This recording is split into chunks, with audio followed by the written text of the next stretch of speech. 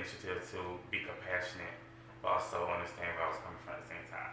Yes, and give them a little bit of insight on what we are going to do today. Y'all gonna learn about me living with depression.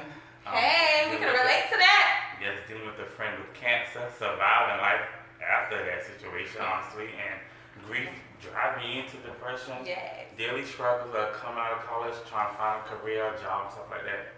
Stuff that the black people don't really like to talk about.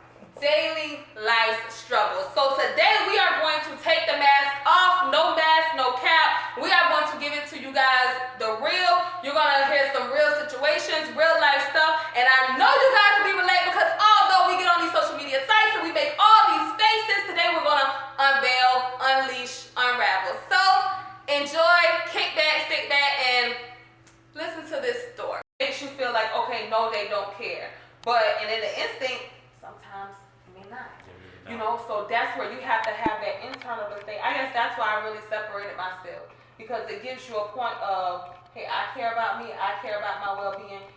I don't care about who cares or who wants, because life goes on in any situation. But you see, I'm talking about friend. If you come to me and say, Hakeem, you know what, I'm going through something, I just need some space.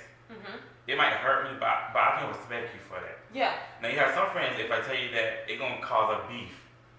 Then Well, like, why you feel like you feel like why you feel like you just need to distance stuff from me? It's not knowing that it's other people. Just we not growing at the same space, and just we can't. I can't take with me right now.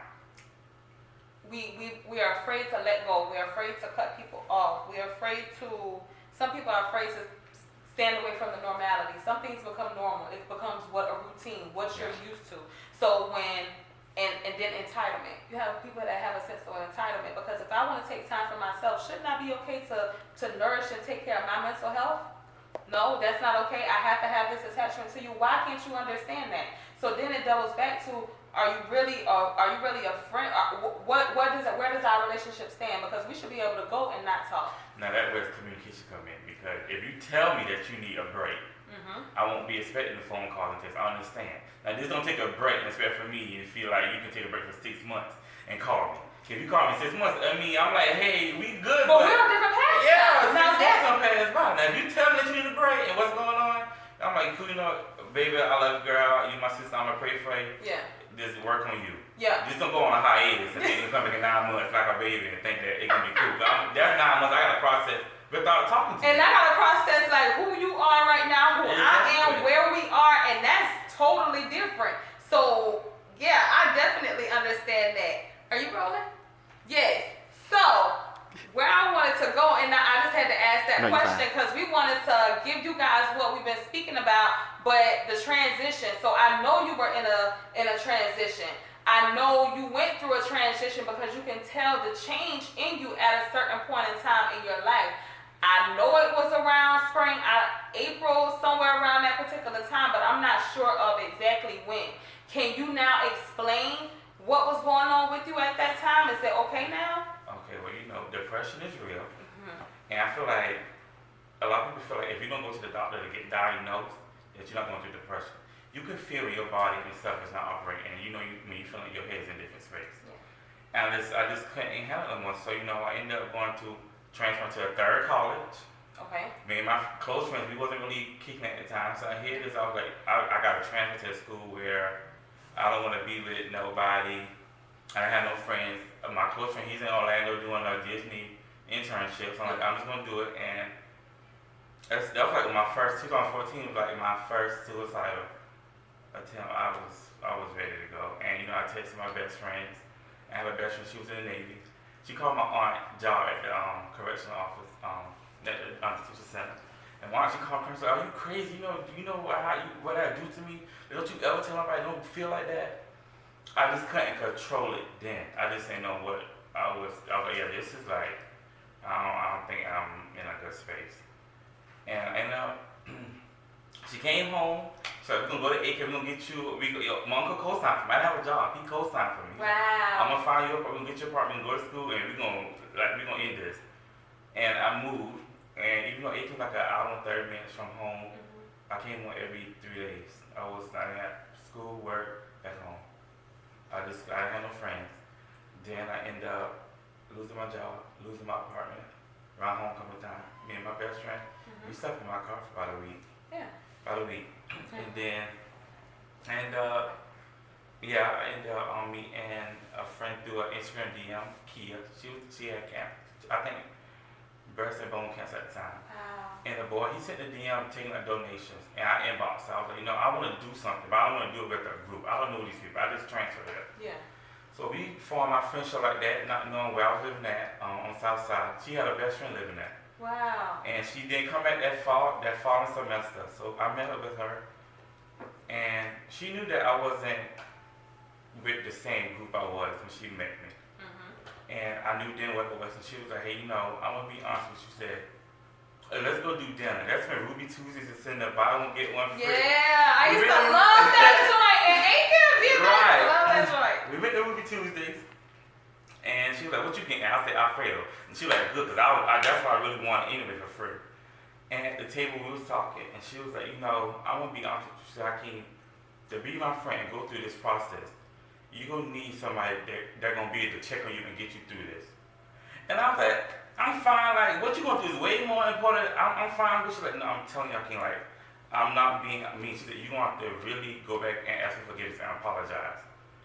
And she was like, she said, when you come back to class, let me know when you leave early, when you go, we can fix it. I'm like, yeah, these helpers, they ain't trying to reach out to me, so I gotta reach out to them, so we good. Yeah. And so I went to the bathroom, and I cried. And like 10 minutes she came back to me, and she was like, Hakeem, she's like, I don't want to put you through this. I'm like, yeah, but we don't know what angels or blessings that God gonna place in front of us that we don't want to overlook. So like, I'm good, like, I'm gonna be your friend. And I went on that semester and quit going to work. Great, GPA dropped. Like, I couldn't even transfer out if I wanted to. The GPA dropped. And friends, another close friend I was living with, it just was communication. We wasn't working out like that. So that following February, I got real sick.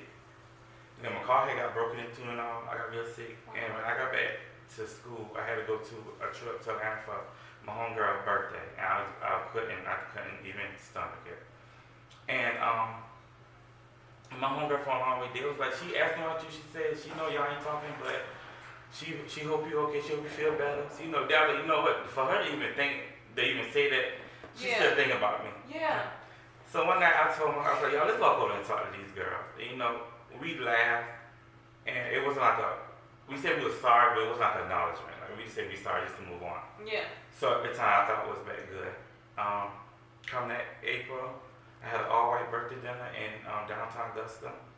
My friend, she didn't come because she said, if I come, I feel like I'm going to overshadow the moon. She said, I don't want to do that.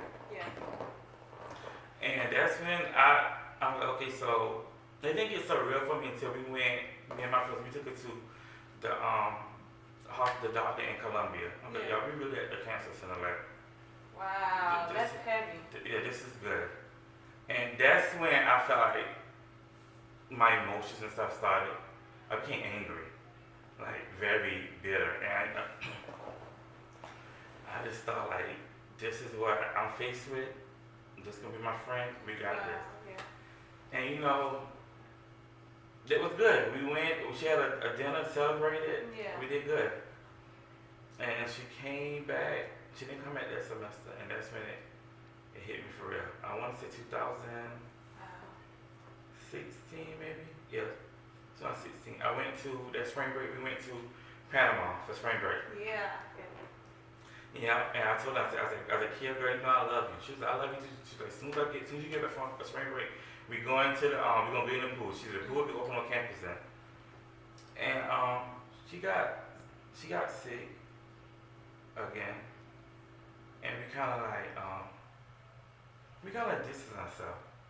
And I felt bad because I was hanging with her all day, every day. Yeah. But then she got me and my friends back to talking.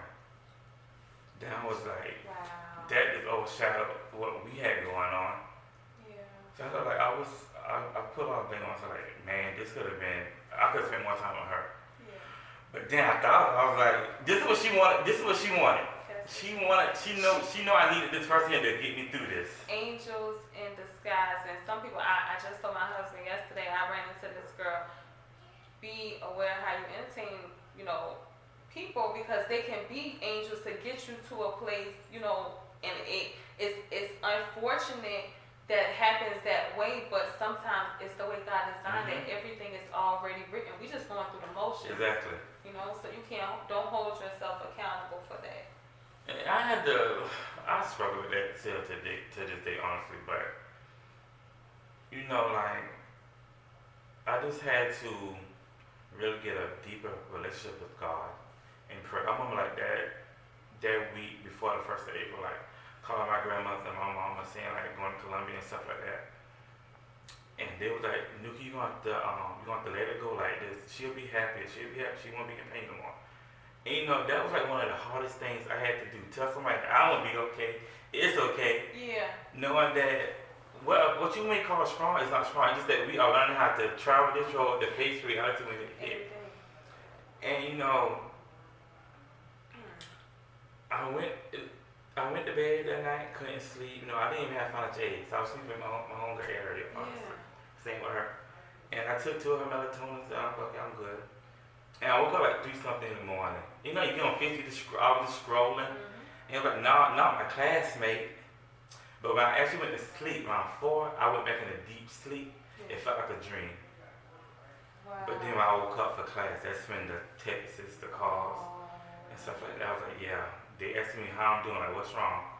And I was getting ready to go to class. It was pouring out raining. And I saw our mutual friend, Belle. And she was like, you good? You okay? I'm like, I'm fine. So, in my mind, okay, nothing bad, because Belle not in tears. So. Right, and this is around the 1st of April when the change really started with Okay. The 1st of April. Okay. And I was like, after Belle fine, so it's good. And we went and met with the lady, and they were saying, we're going to do a memorial. I'm like, okay, we'll do this. But it still haven't, I couldn't register, yo, this is what it is. Yeah. So I got back to the room, and I remember was standing up against my friend's bed. And I was on the phone with my friend. He trying to tell me that when you leave the barber shop, he gonna bring some ginger ale, just stay calm. I'm like, okay, I'm fine. Yeah. And then my knees get airy. I was like, Hakeem, you don't have to sit down. You don't have to. She's like, deactivate Facebook. Don't get on Facebook. You don't want to see it. Yeah. And we went home. I cried that whole hour and 30 minutes. I was like, yeah. Oh wow. I couldn't believe it. I went by my professors. It was send me an email, short and brief. That's all we need. I was like, yeah, because I don't know. That Sunday, I had to do laundry. My grandma, she asked me, was I going back? I was like, I got to, because I got another birthday party. Another birthday dinner. Final start on the 3rd week of April. God, just get me through this. Yeah. And I promise you, I'll come back and I'll handle this. But in the process of me handling it, I just pushed it back and never dealt with it. Yeah. So it just, we had a year later, we had a memorial for, and I was supposed to speak. And a friend of my friend had headphones in. He was like, you gonna walk down there, and and man, I had my same shoes on. I couldn't, if I didn't put my shoes on, I was already crying. I was like, a year done passed, I'm still crying. I feel stupid because I can't be crying over the same thing. Right. Now, got to the memorial, I couldn't even handle. I just been crying the whole time. My head was solid of a heart balloon. It was about to bust. Yeah. About to bust. And we went to Colombia the same weekend, did the breast cancer walk that they do. Yeah. Colombia. Took off for that, didn't come and go. In that place, and I can relate. I can relate because that's kind of how I felt when they told me my husband was paralyzed. At the first time, I passed out. It was and I came to, and it was the reality of it. Yeah. And that's why I felt like for you a year later, it kind of was there. Only God can give you a healing. Only God can give you a sense of peace. And I think once that took me a long time to figure out because I've always been independent. No, I'm good. I got this. I can handle this. I can handle this. And it wasn't until one night I had to surrender to God and say, listen, I'm human. We're human. We have a human emotion. We get attached to people. But what we have to realize is we all got a day. Yeah. What are you going to do on this earth? What are you going to do? She gained greater wings because she helped you get to a place where she knew you needed to be. Her destiny was already written for her. Yeah. Her destiny was already written for her. So It was just hard because I was like angry. And I know my grandmother raised me. One thing you don't do is question God's word. But I just couldn't believe it because I didn't have no friends. And then I met her, and it just like she was like the sweetest, like a real life angel. I'm not saying that, but she was just so sweet. And for somebody, if I had to go through that, I would have no friends but family. Because when I would have been so sharp and hateful and upset. I know exactly what you're talking about. But she had I'm like, is you even going through what you're going through? Because you just. God gives his different things to different people who he know can handle it, and he knew that she couldn't handle it. Well, I don't know. I don't think he knew I could handle losing her because that was hard. He knew you could handle it because he gave it to you. He gave you that, even though he knew everything that you was gonna go through. In the midst of that, it may look like it was for bad, being angry, being mad, being bitter. I done been there. God, why me? Why I've done nothing wrong. I don't do, you know what I'm saying? Yeah. We all go through that phase of why me, but the life's experiences are what make us and what push us into the purpose. So what is the purpose? How are you going to make her life purposeful? Or how are you still, have you dealt with it? Are you dealing with it now? Are you still in that? Yeah, it'd be 4 years, and I still cry like it happened yesterday. And when I tell you that I cried so many tears, that them first 2 years that I thought I was a sponge because I legit cried. I was working over in the morning at 4 o'clock in the morning. So, I have to be leaving like 2:30, 3 o'clock, crying. Was going it home more and so crying. because of the guilt because you felt like you pushed her away, or was it because you because of missing her, or was it? I know it's a mixture of both, but does it eat you up more because you felt like you guys weren't in that space? Because I missed her. I couldn't believe, I really couldn't believe, to go from being with somebody constantly and then them not being there, I know that causes a whole new adaptation. Yeah, and honestly, the first 2 years, I cried and I grieved, but I didn't grieve with a purpose. I was just crying just to cry. So when it came to that third year, I'm like, God, okay, I'm crying, help me get through this because I can't go through this angry and mad all the time. Of course there'd be times where I want to call her, graduation, stuff like that. But it was every day that I was mad. Yeah. I'm telling losing friends, don't even care who go or stay, honestly. And I just had to pray harder. I prayed. And then I wanted to end my life again. And I made up my bed. I wrote a note. Every time don't never think it's nothing that y'all did because it's me. I wasn't happy. And I was gonna go out early, but my friend G, he started. And he was like, Hakeem, try a different approach. He said, because I'm telling you, he was even playing this, I want to kill myself on my lunch. He was like, don't do it. You got people how you gonna feel? How you my family gonna feel? Yeah. And when you going through something, you don't think about selfish. You don't think about You're selfish because I'm in my pity and I'm only concerned about me and my misery. Yeah, exactly. So now I'm looking back, I'm like, Lord, these are the faces that I would have been disappointed. Honestly, my mom, she got 4 boys. She's strong. I think she can handle it, but she probably can't handle it. Right. But I feel like my grandmother, that would have ended it. And you don't know the effect that it would have caused, like a trampoline, because not a trampoline, but a spiral effect. Because once a person's feelings or emotions, and once what you're thinking, it poisons, it shuts you down, and it will allow you to shut down to the point where you would get like that. So that's where I feel like God is the only stronghold, only strength for that. Technically the only strength for that. And like you say, pray harder. I know you pray harder. And it's even when it don't seem like it's God hear you. Oh yeah, I try. He hear you. He hear you because you still here talking to me. You get what I mean? Yeah. So you got a purpose. How has things transformed since then? You said it's been 4 years. You say you still cry. But right now you said that you were crying with a purpose. So what's the purpose? What's the new stuff? What's the stuff? You know what? When God brought me through that following, I think October, November, my mother got in a bad car wreck, right on her brakes on her car had failed. Then my uncle went in the hospital for a minor procedure. Coming out, he needed a kidney transplant. Wow. He just got a kidney last April, so he went through like dialysis. Monday, Wednesday, and Friday. Yeah. So I felt like, like God, I don't know what sign you giving me, but you want me to get together. Yeah. Now I was graduating I was graduating in May, so you know what? I was losing friends, but I didn't have time to deal with it then. I wanted to just continue to pray, like Lord, let everything be good till I at least graduate, and then I can go back and relive this right with these friends of mine, and then that's when my relationship with God really changed. Like I didn't crave who wanted to say sorry. I didn't feel like I needed an apology. I was good. I didn't hate them. I could see them, still give them hugs. I kept them on my social media. Like none of that bothered me. I just wanted to.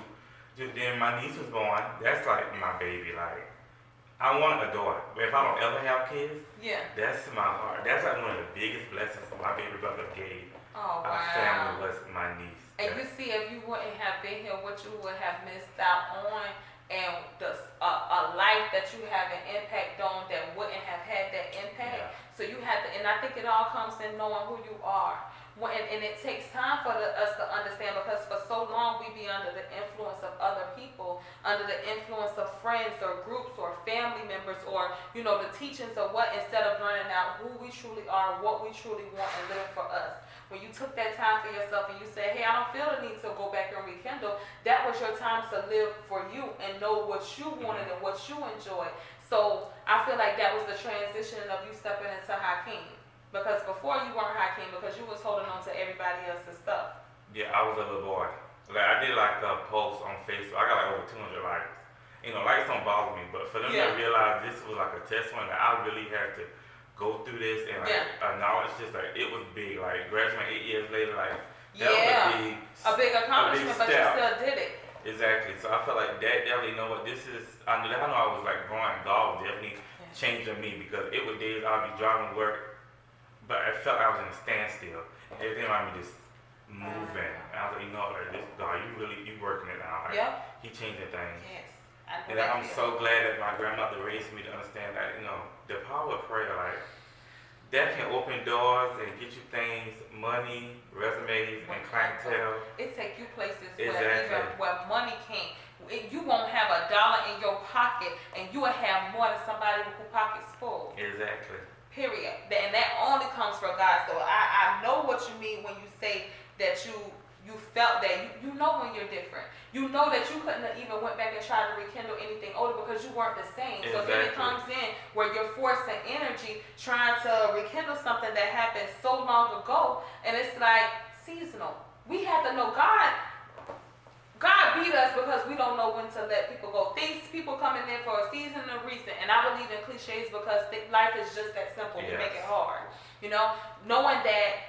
Even for your friend, knowing that we all have to transition to that place. We don't know how we're going to go or how we're going to get there. It's what you do right now, what you can control. That's the only thing that we can really focus on, is what we can control. That's why I asked you, what is the purpose for? How are you going to make her life purposeful? She made her life purposeful before she left, because she rekindled you in a time that you needed to be rekindled with someone else. Because you don't know how her situation would have taken a toll on you, and even put you in a situation where you may have pushed yourself over that edge had you seen some things that she went through at the ending of her life. So you don't know why God saved you and separated you for that. You understand? Yeah. That's the biggest thing. God protects us in ways that, because He know what we can handle and what we not, because He judge our heart. He don't judge by what we do. Our friends and stuff, they don't judge us from our heart. They judge us from how we maneuver and what we tell them and what we act like we can handle. I've been that person. Oh, I can handle anything. And go home and cry. Okay. Because the burden is too big. So I know what you're going through. I know what you're talking about, but understand that we all have to transition. But what's your purpose here? Finding your purpose here is coming in to know who you, the true you. Unapologetically you. Hey, I don't feel the need to have that closure, because hey, you should be able to understand it's just a time in life, because anytime you're elevating, you'll know you'll cross people all through all different paths, and you may never cross that path with that person, but you'll understand and move forward. It's no need for a beef, because hey, we're all just trying to get somewhere in life, trying to move up. And as long as you're leveling up and moving up and understanding yourself, you're gonna come through a whole lot of people, Yeah, that's what that's why I really live by forgiveness is for myself, not for other people, because it's people who will do you wrong, know they did you wrong, and won't even apologize. Yes, and that's where you have to understand that forgiveness is for us. Yeah, it's hard because I'm so loyal. Hmm? Because I know some of the things that people have done to me, I would never do to them. That's why my friendships, we've been friends, I've been 15, 25 years. You know, we fall out, but we acknowledge it, we work it out because, you know, I'm invested in my friendships, like everything else, because I know it's a meme that be on Facebook saying that, wow, I remember praying for things like this. They don't always have to be a financial blessing. I remember being small, seeing my mama running the store, even with your mama, like, that's Jeanette, like, like, I'm like, ooh, I hope I have friends. I've been friends out of high school. And now I look back, I'm like, you know, I wasn't in the popular crowds in high school, but I still have the same genuine circle who, if I need $20 for gas, we need to split $10 for a meal from Reekness. We split, you know, if I just need somebody to stay up because I got to drive an hour home for work, they up sleeping for stuff like that. I'm like, so I was like, you know, that's when I realized, take the support that's for you, not the one that you thirsting. The one that you want after, ooh. We live with that all the time because sometimes we'll be seeking help or seeking something and some other person or somebody who we gave to who can't give us back or won't give us back, but the people who are here from us, sometimes we'll kind of neglect or kind of feel like, oh no, they're strong, but you have to, I feel like I've been in that situation. We talk about being in situations like that where you're giving more than what you feel like you receive, or you will do something that a person won't do for you. But what I realized is when you're pouring, you can't pour from an empty cup. You have to be restored in some way. If what I'm giving you, if you can't give me, and not even asking to give that in return or no financials, but my spiritual growth, how's my mental? Like, are you here really for me? If not, what are we here for? So you're blessed to have those type of relationships where you guys genuinely, like you say, you weren't in the in crowd, and I think about that all the time.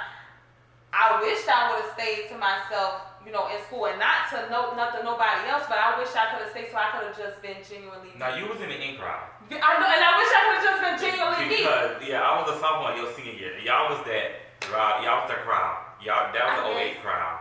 I never saw it like that. I had a friend last year or 2 years ago come to me, and she was like, oh yeah, you always knew you were. I never looked at myself like that. So that I had to come in to know get to know who I was too, because she was like, no, you know everybody. I'm like, I don't know what you're talking about. Like I got confused, and I had to take a step back. And even my husband, he tell me all the time, no, you have to know who you are. And I had to reiterate it to him. It's like sometimes we get caught up because people have expectations of so much different stuff that you forget that, hey, no, this is just genuinely you. You always been a cute lip gloss wearing girl for me all through school. Thank you. Even when we used to come to the house and play, you always been that type of chick, so I don't see. Well, I'm glad to have been, because knowing and going down a road of depression and bitterness and toxicity, I am glad to say, when people say I'm an inspiration, like I don't feel that way, and I wasn't feeling that way at the beginning, but now I'm starting to understand. I'm coming to an understanding of who I am and my purpose. So I'm so appreciative when I can be a positive inspiration to people, because I know that I've been in dark places. I know I've been a negative person in certain places. Even if they tell you that you're not, they lying to yourself, because seriously, they know you personally and know that you got married like a young generation. I know people now, they just get married, they have big weddings, they don't get their husband come, stuff like that. And I'm telling you to myself, me personally, I don't think I could handle what you had to go through, honestly. I say that, but it takes more than a love and a bond for somebody to do that. So I'm telling you, I tell my friends that too, like you did it. But I really appreciate that, and it comes from, I was just telling my husband this yesterday, because a girl at the gas station told me that, and what I told her is, I'm not here because, what people would say, or you're married, or that's what you're supposed to do. No, like, a lot of people don't know, Dwight's my best friend. Dwight's always been my best friend before we ever got any type of relationship or anything, and we only genuinely wanted to ever see each other win. So, like I said, evictions, sleeping in cars, no food, working jobs, fast food jobs just to eat. Like, we done been through the struggle. Nobody ever knew, but we done been through those things. So